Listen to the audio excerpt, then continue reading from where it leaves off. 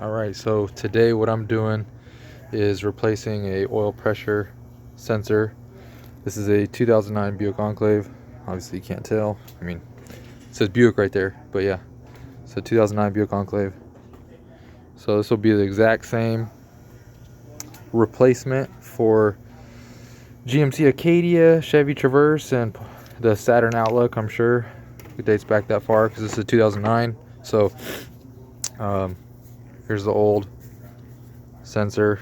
The reason I'm replacing it is obviously we got a warning saying that our oil pressure was low, but it was something that just happened once and it went away. Like, it hasn't happened again. So I figure maybe the sensor is starting to give false readings or something like that. I don't know. But this is obviously cheaper to replace than the oil pump itself. So I'm starting with this first, and if it's the oil pump, we'll find out, but hopefully not. Basically, we experienced low oil pressure driving on freeway speeds, 65 miles an hour for over 20 minutes, but hasn't really happened since. But it happened one time and it was enough to scare the wife. Anyway, that's the old one. That's the new one. So I just went to a local Buick GMC dealer and bought it. I'd rather just not play any games, make sure I got the right part. So it's exactly the right part, and it's way down here. I'm not gonna be able to get my camera in there while I'm wait. So there's where the oil filter goes, and it goes right there in that hole next to it. So I'm changing the oil anyway. So you're going to want to drain your oil, take your filter off, and then remove the old one. You will need a special socket. If you don't have one, go to a Harbor Freight. That's where I picked up mine. I picked up the whole kit. Has oxygen sensor sockets and oil pressure sensor sockets in it of all kinds.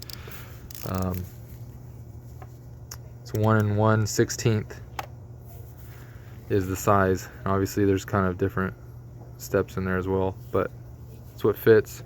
So yeah, pick this tool up before you do the repair, because you'll have to drive to the parts store if you don't, because you won't be able to get the old one off and the new one back on, even if you have a just an adjustable wrench. You're not going to be able to do it because you're not going to get it in there close enough to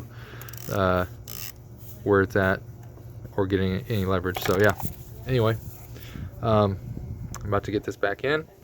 Hope this helps people who might have the same problem.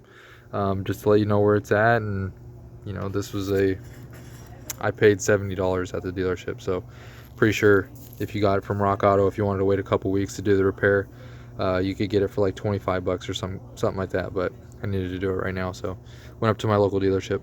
So $75 actually, and I'll get the part number too.